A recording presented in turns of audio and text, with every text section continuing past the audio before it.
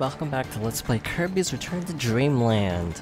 Last time we repaired the Lore Star Cutter and then immediately got shot down, and we're stranded on the planet of Halcondra, which is where Magalore is from.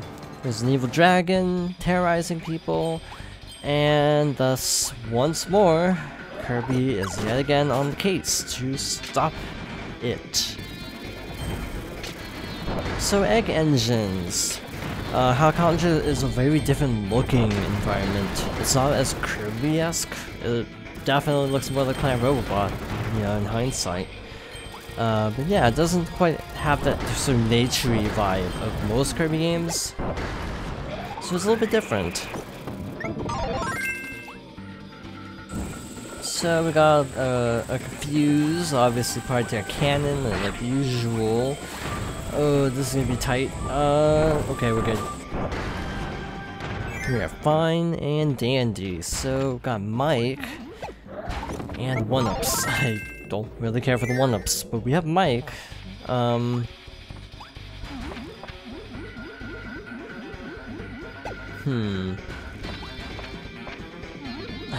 trying to think of ways to get around these guys without using Mike, because I'd kind of like to save it for a rainy day, because it's a 3-time use power, so I prefer not to waste it.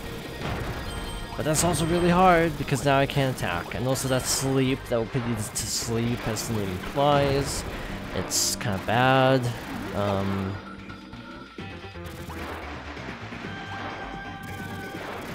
Basically, if you fall asleep on a falling platform, you're gonna die, so that's the challenge. So yeah, let's not fall asleep here. Okay, cannons! Oh, we're getting into DK territory with this one.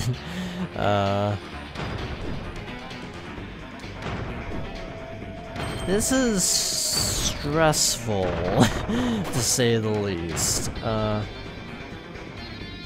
Okay. Gotta time it, so it's actually closed, so we bounce off of it. Let's see what awaits. Ew. Let's see what we need to do here, and I got it first try. Okie dokie. I'm okay with this outcome. Did not think I was gonna get that first try, to be perfectly honest. So now we actually have to do this properly, aka actually firing through. I know DKC Returns, Tropical Freeze did this a lot with their cannon levels, where you basically had to intentionally bounce off of. Ooh, that is very DKC, but for some reason when it happens in the Kirby game, it's a lot less scary. But yeah, the whole, oh, you gotta time it or else you're gonna get crushed kind of a thing. It's very DKC. And by that I mean Donkey Kong Country, for those who are not in the know about acronyms. I know some people aren't. Like, I usually abbreviate things. If there's a convenient way to do so, DKC is a lot easier to say than, you know, the full name, Donkey Kong Country. So, I usually just say DKC, and, you know, I feel like most people get it, but, you know, sometimes I talk to people and they just throw out so many acronyms, this is a problem I have, that they're just like, wait, what are you talking about? And I get that, not everyone is in the know about, oh, oops, I don't have Cutter, and I used one mic charge, got 3, so I wasted 1. By the way, well, we have not gotten a chance to use Mike, so I'm just gonna do this.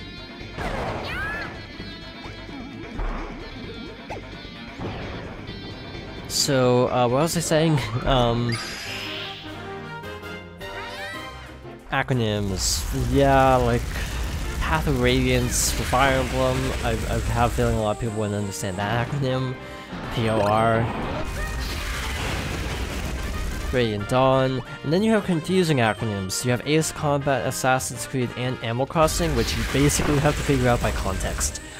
Like, I caught a bug in AC, it's probably not Ace Combat, and I jumped off a ledge and stabbed a guy, it's probably not Animal Crossing, so it's context sensitive. I mean, people have done mashup fan art, but very rarely will anything in Animal Crossing sound like it could be in Assassin's Creed. I'm just gonna say it right now. Not too likely. So yeah, we have Monster Flame because I actually haven't acknowledged it until now. Just because it's kind of a been there, done that. I mean, this is a new mechanic, having to light fuses on little things. But at the end of the day, we're still just pushing one a lot. And holding up in this case, because the normal flame wasn't going high enough. That's what the little middle platform is for, but I was like, screw that, I'm not going to use the platform. I'm just going to hold up and see if it works. Not even being subtle with this one. We got another little dimensional void place. Shoot. This is a little bit tight of a timing window. Follow the stars. I was gonna say, isn't that a Sonic song? But that's Reach for the Stars.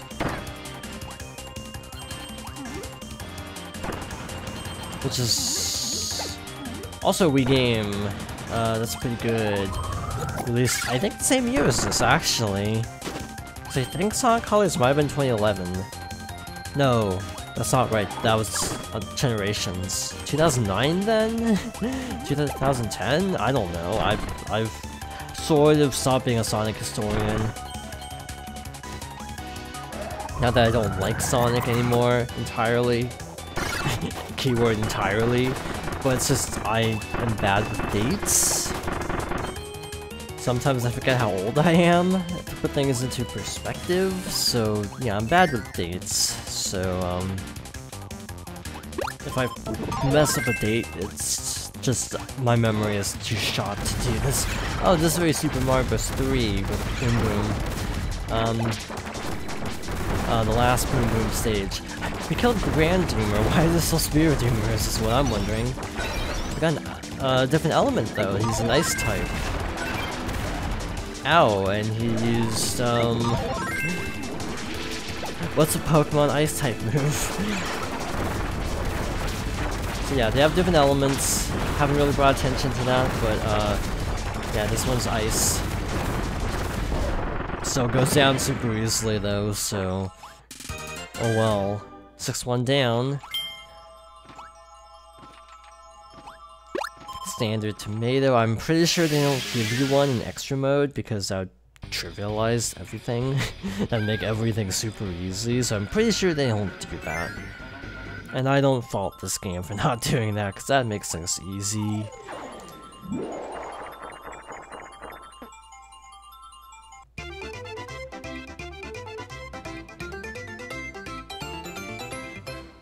And there you have it.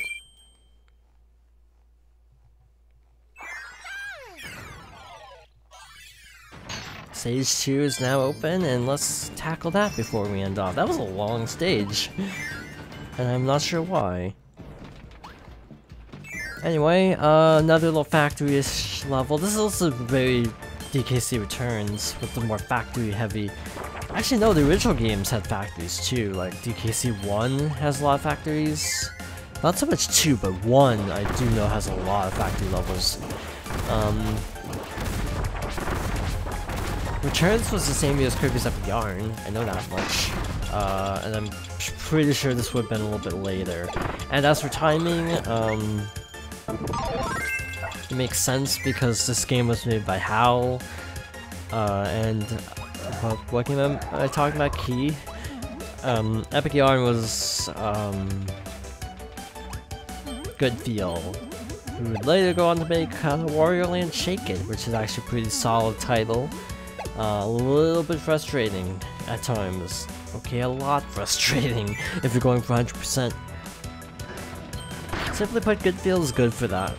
He's a good fit, or they're a good fit for Kirby because they have that same exact gameplay sort of mentality of Kirby of like, hey, this is gonna be easy, but if you try to go for 100%, this game's gonna kick your butt. And that is something I can say about even Epic Yarn.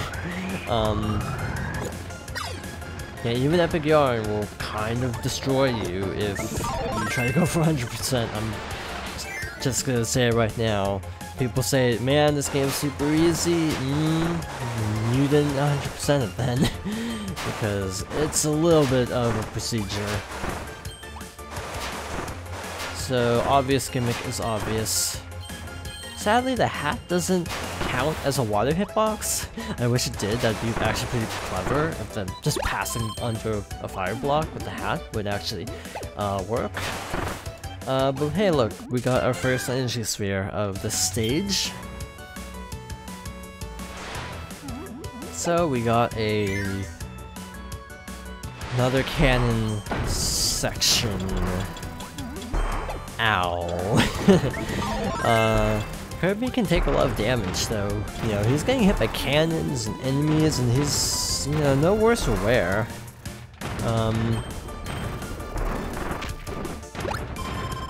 So apparently we need to hang on to stone. We hung on to stone.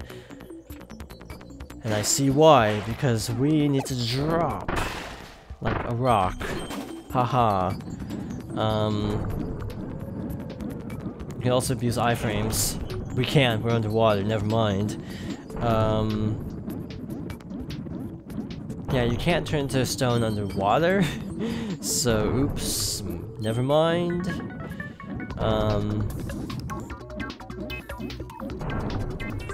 Yeah, I'm not sure where this is supposed to be, this next energy sphere. It's apparently in this room.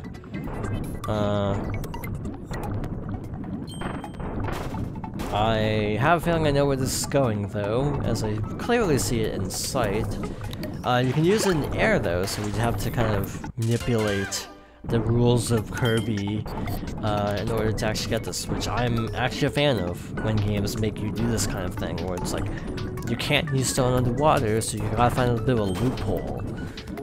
Also, you could potentially just find bonkers in the stage, then bring Hammer here, and then that trivializes the puzzle. But where's the fun in that?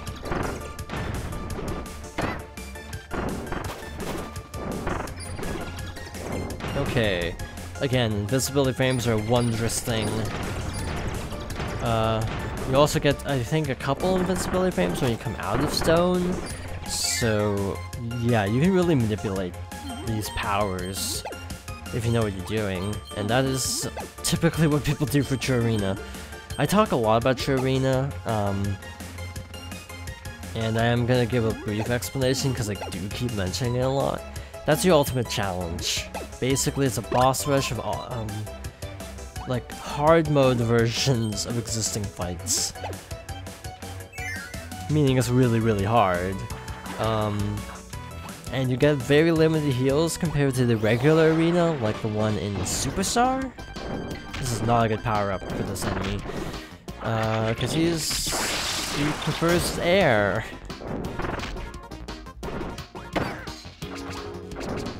So it sort of sounds like adventure music. Like a couple notes of the song sound. When I say adventure, I don't mean like a genre, I mean like Kirby's Adventure. For clarification.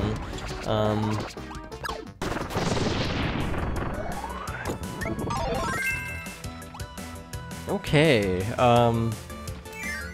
yeah, True Arena is hard, and people are always like, how bad can it be? It can be pretty bad. Okay, we hit all three of the little bomb blocks. And we get a lot of rewards, including our third energy sphere. So, one more to go, probably through here.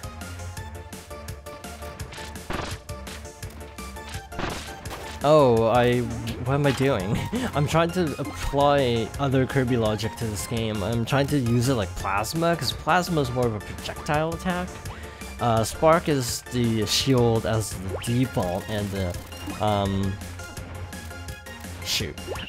the actual launching part is more from just charging it up. So yeah, I was getting my Kirby powers mixed up. And again, I blame Star Allies. I entirely blame Star Allies for this.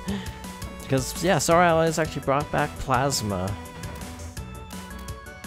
They always want to use it the same way, even though it doesn't actually work that way at all. Man, these levels have gotten so much longer. Ah, that guy's also really tanky. But we are done with stage 2. Launch up, and we're good to go. Do a little dance.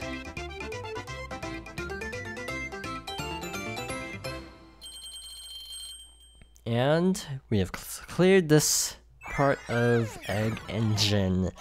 So next time we will continue with stage 3 and probably 4 if the trend holds. If 4 is really long, then we might just do stage 3. Fair warning. But yeah, stage 3 and 4, hopefully. Stage 5, and I'm assuming this is the boss? The little green thing that looks like a red star ring from Sonic Colors. Just saying, it actually looks exactly like one except green. But yeah, we'll be doing this next time, so thank you for watching, and I hope you join me next time for more Kirby's Return to Dreamland.